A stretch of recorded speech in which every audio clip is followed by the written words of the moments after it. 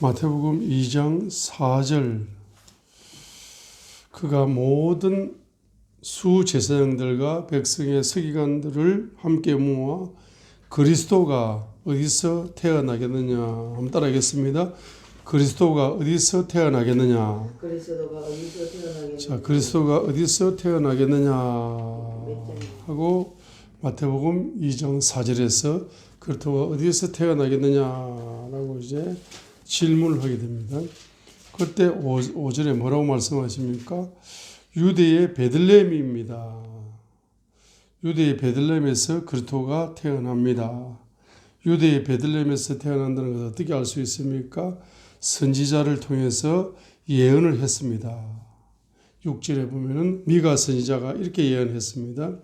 유다 땅에 있는 베들레헴아, 내가 유다의 통치자들 가운데서 가장 작지 아니하도다. 내게서 한 다스리는 자가 나와 내 백성 이스라엘을 다스리리라 하셨나이다. 유다 땅에 있는 베들레헴아, 미가 선지자가 예언합니다. 유다 땅에 있는 베들레헴아, 내가 유다의 통치자들 가운데 가장 작지 아니하도다. 내게서 한 다스리는 자, 룰러, 이 다스리는 자, 룰러, 다스리는 자, 프린스, 룰러, 다스리게 될 것이다. 다스리는 자가 나왔어. 프린스, 한 다스리는 자가 나왔어. 룰 할 것이다. 바로 백성 이스라엘을 다스릴 것이다. 유대 베들레헴에서 바로 누가 태어난다는 겁니까? 그리스도가 태어나는데, 그리스도가 누굽니까? 왕이다. 왕이 태어난다. 그리스도가 누굽니까? 요한복음 1장 41절에 보게 되면 그리스도는 메시아다. 요한복음 1장 41절에 자기 형제 시몬을 찾아내어서 우리가 메시아를 만났다. 메시아는 번역하면 그리스도라. 요한복음 1장 41절입니다. 그래서 마태복음 2장 4절에서 헤롯 왕이 이제 동방박사들을 통해서 1절에 보세요. 이제 헤롯 왕 시대에 예수님께서 유대의 베들레헴에서 태어나시며 보라 동쪽으로부터 지혜자들이 18사람이 와서 이르되 유대인의 왕으로 태어나신 분이 어디 계십니까? 우리가 동쪽에서 그분의 배를 보고 그분께 경배하러 왔노라 하니까 헤롯 왕이 이 일들에 대하여 듣고 그와 또 그와 함께한 온 예루살렘이 소동하더라. 헤롯 왕이 모든 대제사장들과 백성의 서기관들을 함께 모아 따라하겠습니다. 그리스도가 어디서 태어나겠느냐? 메시아가 어디서 태어나겠느냐? 만왕의 왕이 유대인의 왕이 어디서 태어나겠느냐? 그렇게 질문을 하니까 거기에 서기관들이 구약을 통달한 사람들입니다.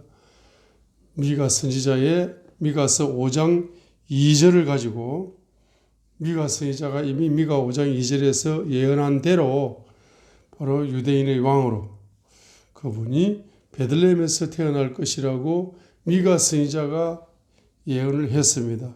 메시아가 유다의 베들레헴에서 태어날 것이라고 미가 선지자가 예언을 했습니다.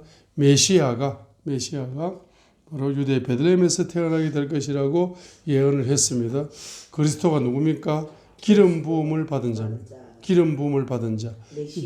기름 부음을 받은 자가 바로 유대 베들레헴에서 태어날 것이라고 미가 5장 2절에서 예언을 했습니다. 기름 부음 받은 자가 그리스도입니다. 구약에 누가 기름 부음을 받았습니까? 바로 선지자가 기름 부음을 받았습니다. 왕이 기름 부음을 받았습니다. 제사장이 기름 부음을 받았습니다. 제사장이 기름 부음을 받았습니다. 선지자가 기름 부음을 받았습니다. 왕이 기름 부음을 받았습니다. 제사장이 뭡니까? 하나님과 이스라엘 백성의 죄를 하나님과의 중재 역할을 하면서 그 죄를 사하는 제사장의 역할을 사역을 구약에서 기름 부음을 받고 백성의 죄를 이제 백성의 죄를 하나님 앞에 나아가서 화해시키는 중재자 역할을 했던 바로 제사함의 역사를 일으키는 제사장의 사역입니다. 그 사역을 제사장의 기름 부음으로 하신 겁니다. 예수님은 그리스도 예수님이라. 그분은 바로 제사장 예수님입니다. 죄를 사하시는 예수님입니다. 그죠? 그리고 이제 선지자의 구약 시대에 기름 부음을 부어줬습니다. 선지자는 하나님과 백성 사이에 하나님의 마음에 있는 예언을 전달하는 중재자 역할을 하는 것입니다. 그리스도 예수님은 기름 부음을 받아서 선지자 사역을 이 땅에서 하신 것입니다. 구약 시대에 왕의 기름을 부어서 백성들을 통치하게 만들었습니다. 누구 이름으로?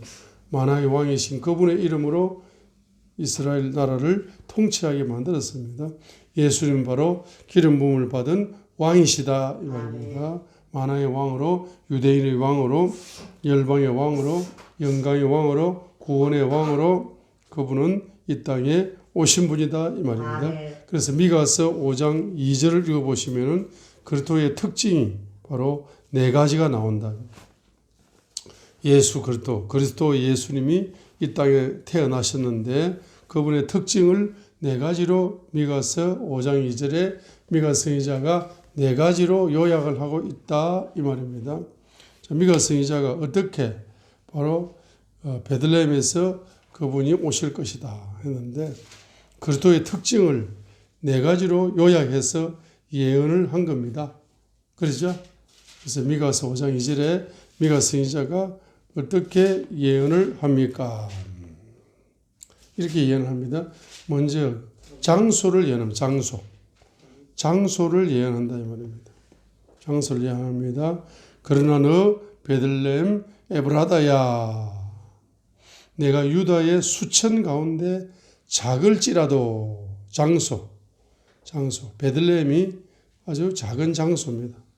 베들레헴 에브라다야 내가 유다의 수천 가운데 작을지라도 장소를 이제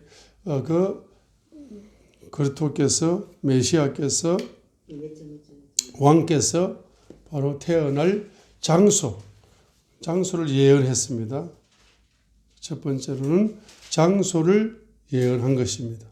장소를 예언했습니다. 자, 그 다음에 미가서 5장 2절에서 뭐라고 이야기합니까? 이스라엘에서 치리자가 될지라 왕이 될 것이다. 룰러가 될 것이다. 치리자가 되리라. 왕이 될 것이다. 왕이 태어난다는 겁니다. 왕이 베들레헴에서 태어난다는 겁니다. 자, 내게로 나오리라. 그의 나아감을 예적부터 있었으며 그의 나아감은 예적부터 있었으며 영원부터 있었느니라. 바로 그분의 영존성을 이야기해요. 영존성.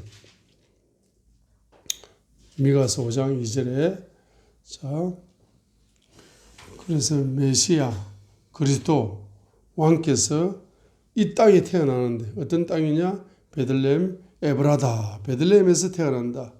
그 장소를 이제 예언한 겁니다. 그 다음에 이스라엘에서 왕이 될 것이다. 그분이 왕으로 태어날 것이다. 치리자가 될 것이라 예언했습니다. 세 번째, 그의 나아감은 예적부터 있었으며 영원부터 있었느니라. 그분의 영존성, 영원히 존재하는 영존성을 예언했던 것입니다. 영존성을 예언했습니다. 그래서 그 예언을 성취하시는 분으로서 바로 마태복음 2장에 예수님께서 그리스도로 오신 겁니다. 그리스도 예수님께서 유대 베들레헴에서 탄생하시는 겁니다. 자, 그러죠? 그래서 여기 이제 마태복음 2장에서 탄생하는 겁니다. 그죠?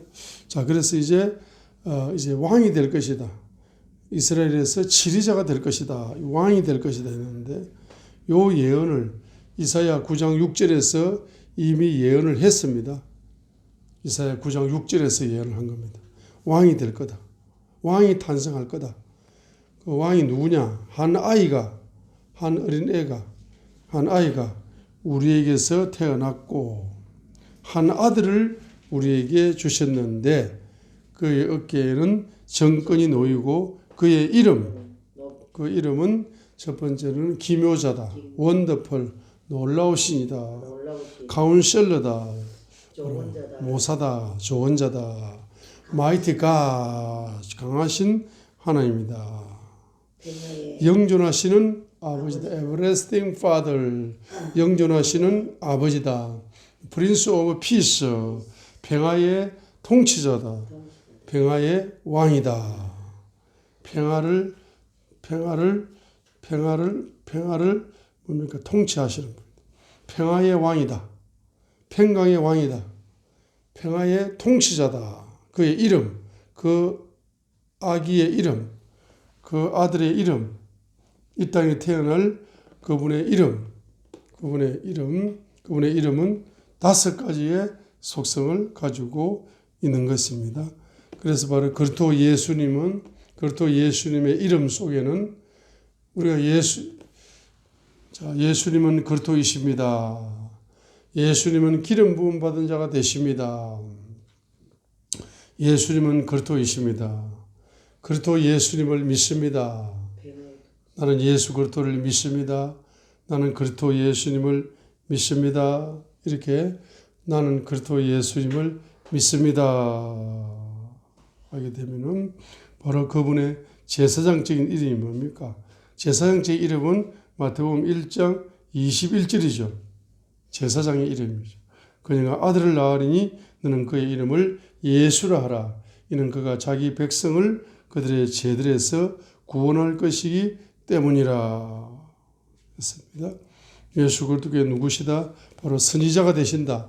예수 그리스도께서는 선지자가 되신다는 것은 요한복음 14장 12절에 나를 믿는 자는 나의 하는 일을 그도 할 것이요 또 나보다 큰 일을 하리라 라고 요한복음 14장 12절에서 예언을 하고 있습니다. 그 다음에 500여 기적을 요한복음 6장에서 행하시고 나니까 14절에 뭐라고 이야기합니까?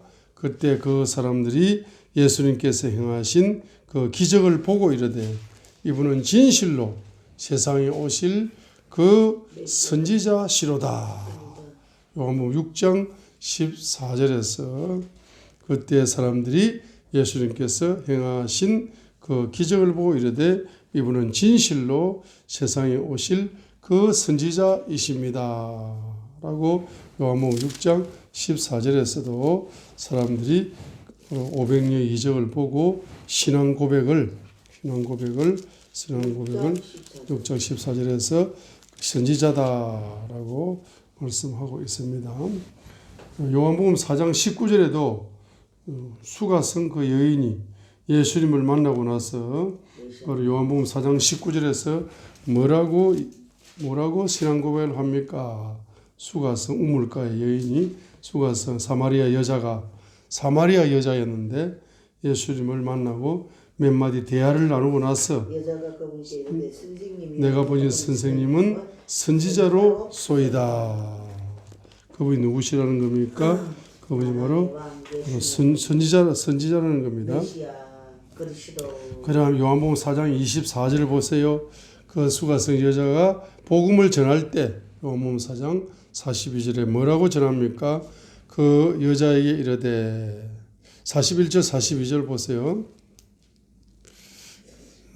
자, 그 여자에게 이르되 자 41절 그분의 말씀으로 이래 더욱 많은 사람이 믿고 그 여자에게 이르되 이제 우리가 믿는 것은 내 말 때문이 아니니 이는 우리가 직접 그분의 말을 들었고 이분께서 참으로 세상의 구원자 누굽니까? 그리스도인 줄 알기 때문이라 하였더라 했습니다. 그래서 바로 기름 부음 받은 그리스도는 바로 뭡니까? 죄에서 너를 뭐 하신다? 구원하신다. 구원자가 되신다 말입니다. 이것도 역시 제사장의 역할을 강조하는 거죠. 죄에서 구원해 주는 거죠. 그렇죠? 제사 역할을 강조하는 겁니다. 예수님이 뭐 하신다? 자, 선지자다. 요한복음 4장 19절에 예수님 그리스도는 선지자이시다. 예언을 하기 때문에. 그 다음에 예수님은 누구시다? 만왕의 왕이시다. 그분이 뭡니까? 마태복음 2장 바로 6절에서 바로 그분은 바로 이스라엘을 다스릴 왕으로 베들레헴에서 탄생하실 것이다. 이 말입니다. 마태복음 2장 6절에서 그래서 바로 예수님의 제자 중에 세리였던 마태가 마태복음을 기록하면서 예수님은 누구시다는 겁니까? 예수님은 바로 다윗의 자손 예수 그리스도는 이 땅에 오시는 분이 다윗의 자손으로 오셨다. 왕으로 오셨다. 마태복음 1장 1절이 바로 왕의 계보입니다. 왕의 계보. 예수 그리스도 만왕의 왕의 계보로 족보로 마태복음이 시작되는 겁니다. 그래서 마태는 예수님을 누구라고 선포하는 겁니까? 바로 예수님은 유대인의 왕이시고 이스라엘의 왕이시고 만왕의 왕이시다. 바로 그분은 왕이시다는 것을 마태 목사님이 설교를 하면은 항상 마태 목사님의 설교는 바로 핵심 주제가 뭡니까? 그리스도는 무엇이다? 왕이시다. 그리스도는 누구시다? 예수님이시다. 예수님은 누구시다? 그리스도시다. 예수님은 누구시다? 바로 그리스도이시다. 예수님은 누구시다? 메시아이시다. 예수님은 누구시다? 유대인의 왕이시다. 예수님은 누구십니까? 이스라엘의 왕이십니다. 예수님은 만왕의 왕이십니다. 이렇게 예수님을 왕이라고 선포하는 목사님이 누굽니까? 바로 마태 목사님이라는 사실입니다. 그래서 미가서 5장 2절에서 예언한 그 예수님의 탄생과 이사야 9장 6절에서 말씀하신 그분의 5가지의 속성을 가진 아이가 태어날 것인데 그 아이가 바로 예수 그리스도이시다. 그리고 그리스도의 특징을 영원히 존재하는 분이다. 영원히 존재하는 분이다. 그래서 예수님이 이 땅에 오신 것은 그 예언을 성취하러 오신 거죠. 성취하러 오신 것입니다. 그래서 마태복음 11장 2절에 보세요. 세례 요한이 이제 질문을 하는 겁니다. 침례 요한이 자기 제자들을 예수님에게 보내가지고 바로 질문을 하는 겁니다. 2절에 보세요. 이제 요한이 감옥에서 그리스도께서 행하신 일들을 듣고 누가 행하신 일들을 듣고 그리스도께서 기름 부음 받은 메시아께서 그리스도께서 왕께서 행하신 일들을 듣고 자기 제자들 중에 2사람을 보내어 그분께 이르되 선생님이 오실 그분입니까? 우리가 다른 분을 기다려야 됩니까? 하고 물어보니까 예수님께서 뭐라고 대답합니까? 가서 너희가 듣고 보는 그것들을 요한에게 다시 보이되 5절 보세요. 곧 첫 번째 뭡니까? 눈먼 자들이 시력을 받으며 두 번째 다리 저는 자들이 걸으며 세 번째 나병 자들이 정결하게 되며 네 번째 기먹은 자들이 들으며 다섯 번째 죽은 자들이 일으켜지며 여섯 번째 가난한 자들에게 복음이 선포된다 하라 했습니다. 네, 그리스도의 사역입니다. 그리스도는 바로 이와 같은 사역을 행하신다 이 말이죠. 이 그리스도는 기름 부음을 통해서 기름 부음 받은 예수님은 기름 부음을 통해서 이 5가지 사역을 행하신다 이 말이죠. 행하시는 5가지 사역을 행하시는 것입니다. 그래서 결론 19절 하반절 보세요. 19절 보세요. 사람의 아들이 와서 먹고 마시며 그들이 말하기를 보라 음식을 탐하는 자요 포도즙을 많이 마시는 자요 세리들과 죄인들의 친구로도 하는도다. 마태복음 11장 19절 하반절 보세요. 그러나 지혜는 뭡니까? 자기 자녀들로 말미암아 어렵게 되느니라. 보세요. 그러나 지혜는 누구로 말미암아? 자기 자녀들로 말미암아 어렵게 되느니라 했습니다. 이것이 바로 지금까지 행했던 그리스도의 사역은 기름 부음 받은 그리스도 예수님의 사역은 뭐죠? 바로 뭡니까? 바로 지혜라는 거, 지혜. 하나님의 지혜라는 겁니다. 그래서 하나님의 지혜가 어디서 나옵니까? 고린도전서 1장 18절부터 보겠습니다. 자, 이 십자가는 하나님의 권능이고 그리스도는 하나님의 지혜다 했습니다. 그래서 복음을 선포한다는 것은 바로 하나님의 권능과 하나님의 지혜를 선포하는 것인데 바로 십자가의 예수 그리스도를 선포하는 것이 복음 선포다.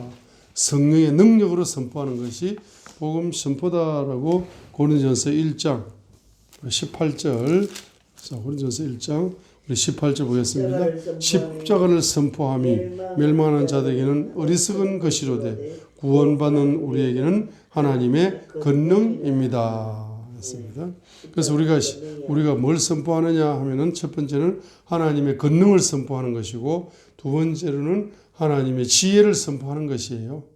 복음 선포라는 것은 하나님의 권능을 선포하는 것이고 하나님의 지혜를 선포하는 것인데 이 하나님의 권능, 하나님의 지혜 하면은 뭐가 떠오릅니까? 성령님이 역사하셔야 된다. 자, 성령님이 역사하여서 뭐 하는 겁니까? 성령님이 역사하여서 하나님의 권능과 하나님의 지혜가 열리는 거죠. 그래서 고린도전서 2장 바로 4절에 보세요. 2장 4절에 또 나의 말과 나의 복음 선포를 사람의 지혜에 유혹하는 말들로 하지 아니하고 뭐와 성령과 권능을 실정함으로 하였으니 성령과 권능을 실정함으로 했다. 복음을 선포할 때에 성령과 권능을 실정함으로 했다. 사람의 지혜로 하지 아니했다는 것은 성령을 통한 하나님의 지혜로 했다는 겁니다. 그죠? 사람의 능력으로 하지 않았다는 것은 하나님 성령을 통한 하나님의 권능으로 했다는 겁니다. 그 핵심은 뭡니까? 성령님이 주시는 권능 플러스 성령님이 주시는 지혜를 나타냄으로써 복음을 선포했다 이 말이죠. 그러면 고린도전서 1장 18절에서 말입니다. 하나님의 권능은 무엇을 선포할 때 하나님의 권능을 나타나도록 성령님이 역사하십니까? 바로 십자가를 선포한다. 18절 보세요. 십자가를 선포하고 십자가를 선포함이 멸망하는 자들에게는 어리석은 것이로되 구원받는 우리에게는 하나님의 뭐다? 권능이다. 하나님의 권능이다. 그래서 십자가를 선포하는 것이 십자가를 선포할 때 성령님이 하나님의 권능으로 실제로 하나님의 권능을 부어주신다는 겁니다. 그 십자가에 달려서 피를 쏟으시는 그 예수 그리스도를 선포하는 것입니다. 우리의 원죄를 십자가의 피로서 사해 주시는 그분의 사랑이죠. 그것이 뭡니까? 바로 십자가를 선포하는 하나님의 사랑을 선포하는 거죠. 하나님의 권능을 선포하는 거죠. 자, 그러면서 이제 하나님의 지혜를 이야기할 때에 19절로 25절까지가 고린도전서 1장 19절로 25절까지가 하나님의 지혜에 대해서 길게 나열을 하고 있는 겁니다. 그리스도를 선포하는 것이 하나님의 지혜다. 우리가 그리스도를 선포하게 되면은 성령님이 하나님의 지혜로 역사한다는 겁니다. 그걸 구구절절히 지금 말씀하고 있는 거야. 19절 보세요. 기록된 바 내가 지혜로운 자들의 지혜를 무너뜨리고 분별하는 자들의 명철을 쓸모없게 만들리라 하였으니 지혜로운 자가 어디 있느냐? 서기관이 어디 있느냐? 이 세상의 변론가가 어디 있느냐? 하나님께서 이 세상의 지혜를 어리석게 만들지 아니하셨느냐? 하나님의 지혜에 있어서는 세상의 지혜로 하나님을 알지 못하였으므로 하나님께서 복음 선포에 어리석은 것으로 믿는 자들을 구원하시기를 기뻐하셨도다. 복음 선포가 뭡니까? 십자가를 선포하여서 어리석은 것으로 믿는 자들을 복음 선포, 십자가의 선포가 복음 선포입니다. 십자가의 선포, 복음 선포의 어리석은 것으로 믿는 자들을 구원하시기를 기뻐하시느니라. 유대인들은 표적을 요구하고 그리스인들은 지혜를 추구하나 우리는 십자가에 못 박히신 누굴 선포한다? 그리스도를 선포한다. 그리스도를 선포합니다. 이 그리스도를 선포하는 그분은 유대인들에게서 끌려 넘어지지 않은 것이요 그리스도인의 어리석은 것이로되 부르심을 받은 자들에게는 유대인이나 그리스도인들에게나 그리스도는 누구다? 하나님 뭐다? 권능이요 하나님이 뭐다? 지혜다. 하나님의 어리석음이 사람들보다 지혜롭고 하나님의 약함이 사람들보다 강하니라 했습니다. 그래서 하나님의 어리석음, 이 하나님의 어리석음이 바로 하나님의 지혜다 말입니다. 하나님의 어리석음은 뭡니까? 십자가상에서 죽는 것이 인간이 볼 적에는 바로 하나님이 어리석다라고 생각하지만 그 사람들은 똑똑하다고 생각하지만 그걸 안 믿는 걸 자기 지혜라고 생각하지만 이 하나님의 어리석음이 십자가에 달려서 죽으시니까 피를 쏟으시니까 그것이 뭡니까? 지혜로운 사람들이 볼 때는 하나님이 참 어리석은 방법으로 구원의 역사를 이루구나 하고 믿지 않습니다. 그죠? 이것이 하나님의 십자가는 하나님의 어리석음 같아요. 십자가에 피 흘리는 것은 하나님의 십자가에 못 박히시는 것은 하나님의 어리석음 같습니다. 그리고 하나님의 약함 같아. 하나님이 너무 약하시다. 하나님이 그냥 왕으로서 이 세상을 심판하고 썰어버리면 되는데 하나님이 뭐 약하게 그렇게 십자가에서 하나님이 돌아가신다고 말씀하시냐. 십자가 날 위해 죽는다고 말씀하시냐. 그 하나님의 약함을 도저히 내가 이해할 수가 없다. 믿을 수가 없다. 나는 사람이지만 강하다라고 착각하는 거야. 죽으면 한 줌의 흙으로 먼지로 돌아갈 인간이 자기가 강하다고 착각하는 거야. 하나님은 약하다고 착각하는 거야. 십자가를 보면서. 자, 그래서 핵심이 뭡니까? 바로 18절에 보세요. 십자가를 선포하는 것이 뭡니까? 하나님의 권능이다. 그죠? 그 다음에 또 뭡니까? 23절에 십자가에 못 박히신 그리스도를 선포. 십자가에 못 박히신 그리스도를 선포하노니. 그래서 선포하는 것이 하나님이 뭐다? 지혜다. 하나님의 지혜다는 것입니다. 하나님의 지혜라는 것입니다. 그래서 바로 이것이 바로 뭡니까? 십자가를 선포하고 십자가에 달리신 그리스도를 선포하는 것이 하나님의 권능이고 하나님의 지혜인데 그분이 누굽니까? 그리스도 예수님이다 이 말이에요. 기름 부음 받은 예수님이다 이 말입니다. 그죠? 그래서 복음 선포는 한마디로 요약되는 겁니다. 누구를 선포하는 겁니까? 바로 예수님은 그리스도이시다를 선포하는 것입니다. 그리스도 예수님을 선포하는 것입니다. 다른 말로 말하면 예수 그리스도의 이름을 선포하는 것입니다. 그게 복음 선포란 말입니다. 그럴 때 성령님이 역사하셔가지고 성령과 권능을 실제로 사역 속에 성령님이 역사하셔서 뭡니까? 하나님의 권능과 하나님의 지혜를 십자가를 통해서 바로 구원의 역사를 이루신다 이 말입니다. 자, 복음을 선포하는 겁니다. 그럼 우리가 단순히 예수 이름으로 명령하노니, 예수 그리스도 이름으로 명령하노니, 뭐 더러운 귀신아 떠나가라. 예수 그리스도 이름으로 명령하노니, 물질을 이동되어 올지어다 하고 명령을 선포합니다. 명령을 선포할 때 예수 그리스도의 이름으로 선포하는, 그리스도 예수의 이름으로 선포하는 거지 않습니까? 이름을 선포하는 게 복음 선포죠. 근데 이름을 그냥 말로만 입으로 선포하면 역사가 일어나지 않는다고 합니다. 믿음으로 선포해야 되는데 그 믿음이 어떤 믿음이냐 이 말입니다. 어떤 믿음입니까? 이사야 9장 6절의 믿음이야. 그죠? 내가 예수 그리스도의 이름을 선포하게 되면은 그분은 원더풀, 그분은 바로 기묘한 분으로 역사하시고 그분은 카운셀러 모사, 조언자로 역사하시고 그분은 바로 뭐 강력한 하나님으로 역사하시고 그분은 영존하시는 아버지로 역사하시고 그분은 바로 평화의 왕으로 그분은 역사하신다라는 믿음을 가지고 예수 그리스도의 이름을 선포하시게 되면은 성령님이 도와주셔 가지고 하나님의 권능과 하나님의 지혜가 풀어져 가지고 현장 속에 기적이 일어나고 현장 속에 이적이 일어나면서 우리가 5가지 사역이 열리는 겁니다. 어디에? 마태복음 11장 5절에 눈먼 자들이 눈을 뜨고 다리 저는 자들이 걷고 나병한 자들이 치료되고 기멍한 자들이 듣고 죽은 자들이 일어나고 가난한 자들에게 복음이 선포되어지는 이와 같은 바로 역사가 뭡니까? 그리스도 예수님을 선포할 때 이적과 표적이 따르는 사도 사역이 열리면서 사역이 열린다는 사실입니다. 그렇죠? 이해되시죠? 자, 그래서 바로 베드로가 어떻게 신앙 고백합니까? 베드로가 마태복음 16장 15절로 18절에서 베드로가 바로 신앙 고백을 하는데 자, 복음 선포할 때 사도행전 2장 36절에 보세요. 베드로가 어떻게 예수님을 전할 때 베드로의 첫 설교에서 어떻게 베드로가 예수님을 그리스도로 선포합니까? 사도행전 2장 36절처럼 선포하는 겁니다. 사도 베드로의 설교의 핵심은 이겁니다. 사도행전 2장 36절에 온 집은 확실히 알지니 너희가 자 십자가에 못 박은 그 동일한 예수님을 하나님께서 뭐요? 로드, 보스, 로드 앤드 크라이스트, 보스, 로드 앤드 크라이스트.